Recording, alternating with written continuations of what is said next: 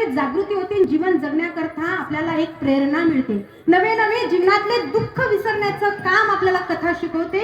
म्हणून कथा आणि कीर्तनाला गेलं पाहिजे. पण हे समजतं तेव्हा जेव्हा वेळ गेलेली असते. वेळ गेल्यावर समजण्यात ते उपयोग आहे का? आज वेळ आहे, कीर्तनात बसून देखील आहोत, मग त्याचा सदुपयोग आजच केला पाहिजे, नाहीतर म्हणावं लागतं